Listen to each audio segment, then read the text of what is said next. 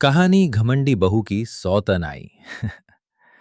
अरुणपुर नाम के एक गांव में रूपा नाम की एक लड़की रहती थी, जो सुंदर तो थी, पर उसको अपनी सुंदरता पर बहुत घमंड था और वो अपने से कम सुंदर लड़कियों को बहुत ताना मारती थी। अरे देख रजनी, मेरे घर तो रोज मुझे लड़के वाले देखने आते हैं, पर मैंने तो पापा से कह दिया, जब तक लड़के के पास एक अच्छा महल जैसा घर और एक दो गाड़ी और लड़के के पास करोड़ों रुपए नहीं होंगे, तब तक मैं किसी से शादी नहीं करने वाली।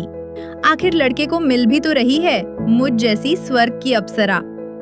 अच्छा रूपा, बात तो तू सही कह रही है, पर टाइम से शादी कर ले, नहीं तो कहीं स्वर्ग की अप्सरा को बुढ़ापे में अपना कंवारापन नहीं देखना पड़ जाए।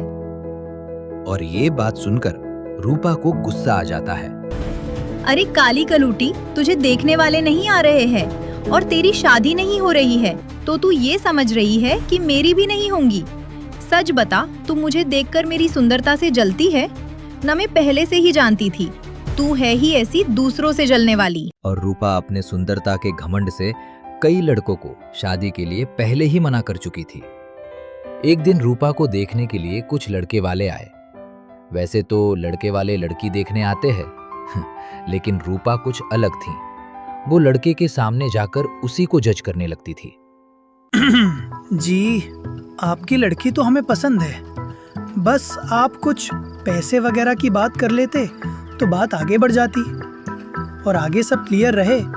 हमारे लिए यही अच्छा होगा, आपके मन में कोई बात ना रहे ना हमारे मन में। और ये बात सुनकर रूपा उसे देखने आया। लड़के के घर वालों से कहती है, अच्छा, इतनी अच्छी सुंदर लड़की मिल रही है और इनको पैसे भी चाहिए। अपने लड़के की शक्ल देखी है? कुत्ता भी अपना मुंह फेर ले ऐसी शक्ल देखकर। पैसों के घमंड में तुम लोग उल्टी सीधी बातें करे जा रहे हो। तुम लोगों की औकात नहीं है मुझ जैसी इतनी खूबसूरत लड़की से शादी करने की।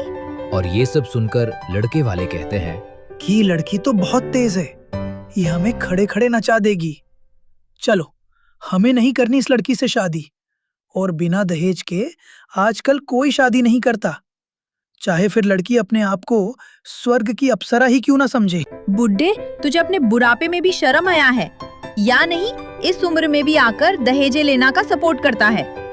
लालची आदमी ऊपर भगवान के पास बांध कर ले जाएगा दहेज इस उम्र में लेगा तो। अभी तो तेरे भजन करने का टाइम है और दहेज मांग रहा है। और रूपा का ये हाल देखकर उसके पापा बहुत परेशान थे। अरे मोहन भाई, मेरी लड़की ने तो मेरी नाक में दम करके रखी है। पता नहीं वो क्या चाहती है। जितने भी लड़के वाले उसको देखने आते हैं, वो उनसे ऐसे बात करती है कि वो उसकी बातें सुनकर भाग जाते हैं। चिंता मत करो राम प्रताप भाई, मेरी नजर में एक लड़का है सुरेश, जिसके पास काफी पैसा है और अरबों की दौलत का अकेला एक लौता वारिश है। उस घर में तुम्हारी रूपा रानी बनकर रहेगी और उनको दहेज का भी कोई लालच नहीं है। कल मैं वहां जाकर उनको लड़की देखने भेजता हूँ। और अगले दिन मोहन भाई के कहने पर शहर के मशहूर बिजनेसमैन अजय सिंह और उनकी पत्नी रीमा और उनका बेटा आलोक रूपा को देखने आते हैं। और अजय सिंह और उनकी पत्नी रीमा को रूपा पसंद भी आ जाती है। अरे राम प्रताप जी, हमें आपकी लड़की बहुत पसंद है और आप चिंता मत कीजिए, हमें 1 रुपया भी नहीं चाहिए शादी में आपसे। बस आप तो अपनी बेटी लेकर आ जाइए। और ये सारी बातें रूपा अपने कमरे से छुपकर सुन रही होती है। ये लोग इतने अच्छे होने का नाटक क्यों कर रहे हैं? कहीं इस लड़के में कोई कमी तो नहीं, जो ये लोग हम लोगों से एक भी पैसा नहीं मांग रहे हैं? पता करना पड़ेगा। अच्छा राम प्रताप जी, अब लड़का लड़की आपस में मिल लें, फिर बात आगे बढ़ाई जाए। हेलो रूपा, तुम तो वाकई में बहुत सुंदर हो। तुम ही हो अजय बिल्डर्स की बहू बनने लायक। हमारे यहाँ इतना पैसा है कि हम तुम्हें सोने में तोल देंगे। कभी तुम्हें किसी चीज की कमी नहीं होगी। तुम रानी जैसी जिंदगी जाएगी। बस मेरे मम्मी पापा का ख्याल रखना, क्योंकि मैं उनका इकलौता बेटा हूँ और उनको अपनी बहू से बहुत उम्मीदें होंगी। अरे, इस लड़के को तो अपने पैसों पर बहुत घमंड है। आप लोग हम लोगों से बिल्कुल भी पैसा नहीं ले रहे इस शादी के लिए। कहीं कुछ गड़बड़ तो नहीं है? अरे इस बात से तुम बेफिक्र रहो रूपा, हम लोग काफी ईमानदार लोग हैं, तभी तो इतने बड़े बिजनेस को चला रहे हैं। और इसी के साथ कुछ दिनों बाद रूपा और आलोक की शादी हो जाती है। और शादी के बाद से ही रूपा के नखरे चालू हो जाते हैं। अरे आलोक जी, आप पूरा खर्चा उठाते हैं, घर का और काम भी पूरा करते हैं, रात को 11 बजे घर पर आते हैं फैक्ट्री से, और पापा जी तो बस घर पर पड़े रहते हैं, कभी फैक्ट्री तक में नहीं जाते और आप पर बहुत रोब झाड़ते हैं। कल मुझसे कहा पराठे बना दो, मैंने बना दिए और मुझे बिना बताए अपने दोस्तों को भी खाने बुला लिया। मैं कोई काम वाली हूँ क्या जो 3-3 लोगों को बैठाकर खिलाती ही रहूंगी? चुप करो रूपा। मेरे पापा और मेरे बीच में बोलने की तुम्हें कोई जरूरत नहीं है। ऐसे ही इतना बड़ा नहीं कर दिया उन्होंने मुझे। अच्छा, जब चुप ही रहना था तो बीबी पर आके क्यों लाए थे? चुप रहना था तो बिना शादी के ही रहते मैं अपने और अपने पति के बारे में ही सोचूंगी। मुझे और किसी चीज से मतलब नहीं है। और आलोक की एक बहन भी होती है जिसकी शादी गलती से एक शराबी से हो जाती है। इसलिए आलोक की बहन नीता के पास ज्यादा पैसा नहीं होता है और आलोक नीता को हर महीने पैसे और जो उसकी जरूरत का सामान होता है वो देने जाता है। सुनिए, ये इतना सारा सामान आप कहाँ पर ले जा रहे हैं? नीता दीदी को देने क्यों, क्या हुआ? अरे कब तक आप उनके लिए इतना करते रहेंगे? उनको भी आगे अपना देखना चाहिए, अपने पति को सुधारना चाहिए। आप अपना पैसा खर्च क्यों करते हो? सुनो रूपा, मेरी जात ने आधा हिस्सा मेरी बहन का भी है, तो मैं जो कर रहा हूँ मुझे करने दो। और तुम्हें भी तो मैं किसी चीज की कमी नहीं होने देता, तो तुम क्यों इतना चीड़ रही हो? मैं चीड़ नहीं रही हूँ। आपके पैसे मेरे पैसे, तो मुझे दुख होता है। और आप जायदाद की बात करते हो, उनकी शादी हो चुकी है, अब किस चीज का आधा करेंगी वो? और आलोक ये सब कहकर अपनी बहन नीता के यहाँ उसको सामान देने निकल जाता है। और यहाँ घर पर जब आलोक की माँ रूपा से सिलबट्टे पर चटनी पीसने के लिए कहती है तो अरे माँ जी, मैं नहीं पीस सकती हूँ, सिलबट्टे पर चटनी मेरे हाथ खराब हो जाएंगे। आज ही तो मैंने नई नेल पॉलिश लगाई है। इतनी ही चटनी खाने का शौक है तो वृद्धाश्रम चली जाओ, खुद भी सुकून से रहो और हमें भी सुकून से रहने दो। देख रहे हो आप, मैंने तो अपने बेटे की शादी इसलिए की थी ताकि वो हमारी सेवा करे, पर ये गांव की लड़की तो शहर की लड़कियों से भी ज्यादा एडवांस है। और ऐसा कहकर आलोक की माँ बहुत ज्यादा दुखी हो जाती है। और जब आलोक घर आता है तो वो देखता है कि उसकी माँ रो रही है। वो समझ जाता है कि रूपा ने ही कुछ बोला है। क्यों रूपा, तुमने माँ से आज क्या बोल दिया? वो बहुत रो रही हैं। मैंने क्या बोला? कुछ नहीं। जिनकी आदत ही है हर बात पर रोना, वो तो रोएंगी ही। वो मेरी हर बात पर कमी निकालती हैं। खाने में नमक कम है, कपड़े दो झाड़ू पोछा लगा दो। मैं यहाँ काम करने आई थी। मैंने तो सोचा था कि बड़े घर में जाऊंगी, रानी बनकर रहूंगी, पर यहाँ रानी नहीं नौकरानी बनाकर रखा है लोगों ने। इससे अच्छा तो इन दोनों को वृद्धा आश्रम भेज दो या हम दोनों अकेले रहें। मैं किसी की गुलामी नहीं सह सकती। आज ही मैंने नेल पॉलिश लगाई और वो सिलबट्टे पर चटनी पीसने के लिए बोल रही है। वो जानबूझकर मुझे परेशान करना चाहती है। सुनो रूपा, माँ जो कहती है चुपचाप कर दिया करो, नहीं तो अच्छा नहीं होगा। नहीं तो क्या? आप मेरा क्या कर लोगो? छोड़ो, तुम जैसी बदतमीज औरत से तो बात करना ही बेकार है। और आलोक अपने मन में सोचता है, इससे अच्छा तो मैं अनु से ही शादी कर लेता। वो मुझसे इतना प्यार करती थी और मेरे बिना पता नहीं उसका क्या हाल हो रहा होगा। दरअसल अनु स्कूल टाइम से ही आलोक को बहुत पसंद करती थी और दोनों के पापा बिजनेस पार्टनर थे। पर कुछ कारणों की वजह से दोनों के पापा के बीच में लड़ाई हो गई और अनु और आलोक की शादी नहीं हो पाई। और अनु कैसे हो? ठीक है। आलोक बड़े दिनों बाद याद किया। क्योंकि आज मेरे साथ जो हुआ उसके बाद मुझे एहसास हुआ कि जो तुम्हें समझे तुम्हें उसी से शादी करनी चाहिए। आज पता है रूपा ने क्या किया? और आलोक अनु को पूरी कहानी बता देता है, आज जो कुछ भी उसके साथ हुआ। अनु, मुझे ऐसी पत्नी चाहिए थी जो मेरे माँ बाप और हम सबको खुश रखे। इसलिए पापा ने मेरी गांव में शादी की कि गांव की लड़की आएगी तो सबका ख्याल रखेगी। लेकिन यहाँ तो उल्टा ही हो रहा है। आलोक, तुम मुझसे शादी कर लो, मैं तुम्हें बहुत प्यार करती हूँ।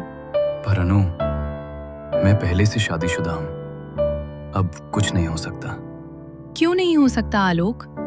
उस रूपा को पैसा और आलीशान घर चाहिए था ना, उसको वो दे दो और मैं, तुम और तुम्हारे माँ बाप हम साथ में रहेंगे। और आलोक भी रूपा से बहुत तंग आ गया होता है, इसलिए वो भी अनु से कह देता है, ठीक है अनु, मैं तुमसे शादी करूंगा और हम खुश रहेंगे। और जब ये बात रूपा को पता चलती है कि आलोक नई दूसरी शादी करने वाला है, तब वो कहती है, तुम्हें दूसरी शादी करनी है? ये पैसे वाले लोग होते ही ऐसे हैं, कई जगह मुंह मारते हैं। रूपा जवान, संभाल के बात करो। तुमने सिर्फ मेरे पैसे देखकर मुझसे शादी की? हाँ की थी, और है। मुझे न तुमसे कोई मतलब है न तुम्हारे माँ बाप से। जाओ, जो करना है करो। रूपा, रूप का इतना घमंड सही नहीं होता। और जो तुम कर रहे हो वो सही है। अगर तुम मेरे माँ बाप का और मेरा ख्याल रखती तो मैं कभी दूसरी शादी नहीं करता। मैं क्यों रखूं किसी का ख्याल? मुझे भी कोई भी मिल जाएगा क्या? कमी है मुझ में? ये लो 1 करोड़ रुपए, और जब मैं अनु की इस घर में लेकर आऊंगा तो तुम कुछ भी मत बोलना। है? मुझे कोई फर्क नहीं पड़ता, चाहे तुम कुछ भी करो। और आलोक अनु को लेकर घर पर आ जाता है और दोनों साथ में बहुत खुश रहते हैं।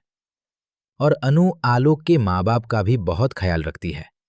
माँ, आज मैं आपको अपने हाथ की सिलबट्टे की चटनी और आलू पूड़ी बन के खिलाऊंगी।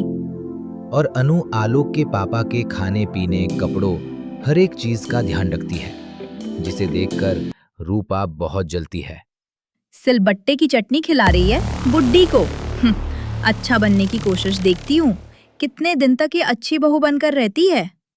लेकिन अनु ऐसी ही कई दिनों तक अपने सास ससुर की सेवा करती रहती है। वहीं रूपा, जिसको 1 करोड़ रुपए मिले थे, वो खूब आए दिन शॉपिंग करने जाती है। हर दिन पार्लर में 2-2, 3-3 घंटे बैठी रहती है। और वहीं वो अपनी कॉलोनी की ही कुछ पैसे वाली औरतों को अपना दोस्त बना लेती है। अरे रूपा, तूने तो क्या मास्टर स्ट्रोक खेला। अपने घर में एक अपनी सौतन नदी जो नौकरों जैसा काम करती है, और उसके बदले में तुझे पैसे भी मिल गए, और तू जमकर ऐश भी कर रही है। उस पैसों से किस्मत हो तो तेरी जैसी। हाँ, सही कहती हो जूली। जब मैं शादी करके आई तो मैंने सोच लिया था कि कौन ये घर के काम झाड़ू पोछा में और बुढ़े बुद्धि की सेवा में लगे में। तो पूरा मन बना चुकी थी दोनों को वृद्धा आश्रम में भेजने की। पर किस्मत देखो मेरी, पैसा भी आ गया और बुढ़ा बुड्ढी की सेवा करने के लिए नौकरानी भी आ गई। है वो सब तो ठीक है।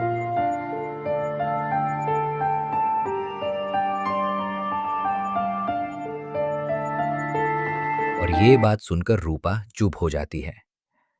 और एक दिन रूपा के मम्मी पापा उसको देखने उसके ससुराल जाते हैं।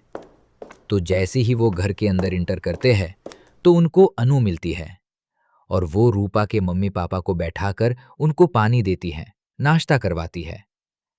तब रूपा के पापा अनु से कहते हैं, जी बेटा, आप कौन? आपको तो पहले कभी नहीं देखा। जी मैं अनु, आलोक की वाइफ।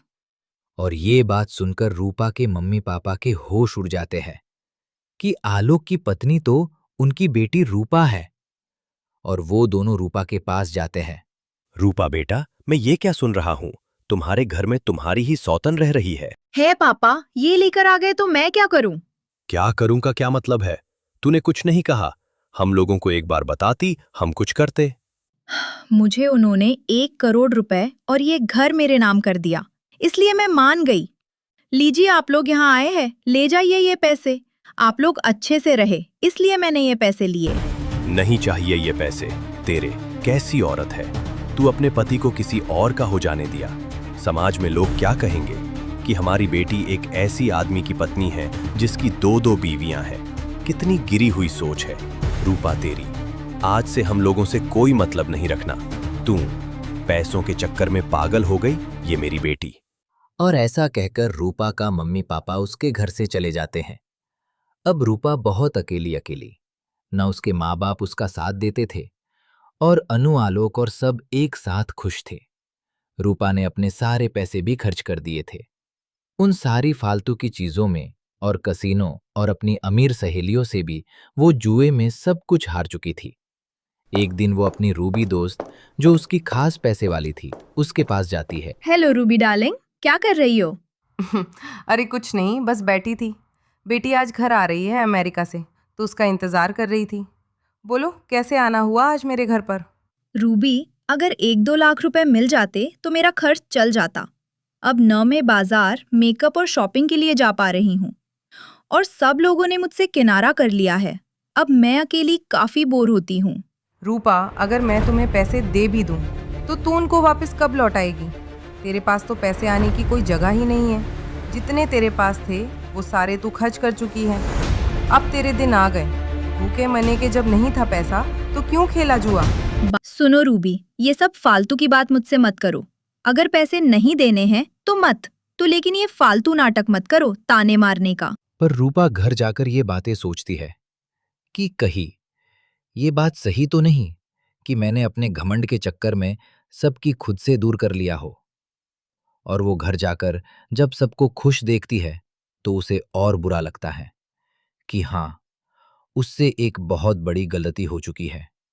और वो आलोक के माँ बाप के पास जाकर सबसे पहले माफी मांगती है। एक दिन अनु घर में अकेली थी और किचन में काम कर रही थी। तभी रूपा वहां आती है और अनु से कहती है, अनु, मुझे तुमसे कुछ बात करनी है। है? बोलो रूपा दीदी। तुम मुझे अपनी बड़ी बहन मानती हो ना? है दीदी। मेरे किया एक एहसान कर दो, मेरे पति को छोड़कर यहाँ से चली जाओ। ये क्या कह रही हो दीदी? मैं अपने पति को कैसे छोड़ सकती हूँ? अनु, तुम्हारा तो चल जाएगा, पैसे वाली हो, मेरा क्या होगा? और देखो, मैं बहुत अकेली पड़ गई हूँ। अपने पति के बिना कोई मेरा नहीं रहा यहाँ पर। अच्छा दीदी, ये आपको पहले सोचना चाहिए था। जब आपको अपनी सुंदरता पर घमंड था, आपने अपना पूरा परिवार खराब कर लिया। प्लीज अनु, मुझ पर एक इतना सा एहसान कर दो, मेरी जिंदगी सुधार जाएगी। पर मैं कहाँ जाऊंगी रूपा दीदी? और इतने में आलोक पीछे से आ जाता है। आ गई अब तुम्हें समझ कि परिवार क्या होता है और बिना परिवार के जिंदगी कितनी नरक लगती है। तुमने जैसा मेरा माँ बाप को एहसास दिलाया कि वो दोनों तो कचरा है, ऐसा ही मैंने तुम्हें एहसास दिलाने के लिए अनु को इस घर में लाया था। और अब लगता है कि हम दोनों ने मिलकर इस काम को अच्छे से कर लिया। जाओ अनु, अब तुम जाओ, ये अब लाइन पर आ गई। ये सब क्या तुम दोनों बोल रहे हो? मेरी कुछ समझ में नहीं आ रहा। मैंने और अनु ने मिलकर ये प्लान बनाया था कि हम दोनों मेरे घर में पति पत्नी बनकर रहेंगे और तुम्हें सबक सिखाएंगे कि परिवार क्या होता है। और जब ये काम पूरा हो जाएगा तो अनु अपने घर वापस चली जाएगी। और ये सुनकर रूपा रोने लगती है। मुझे माफ कर देना आलोक, मैं अब कभी तुमसे बुरा और तुम्हारे माँ बाप की अपने भगवान के जैसी देखभाल करूंगी। पर रूपा, तुमने मेरे पैसों का बहुत नुकसान करवा दिया। और इसके बाद अनु अपने घर चली जाती है और पूरा परिवार खुशहाल हो जाता है और रूपा के माँ बाप भी उसे माफ कर देते हैं।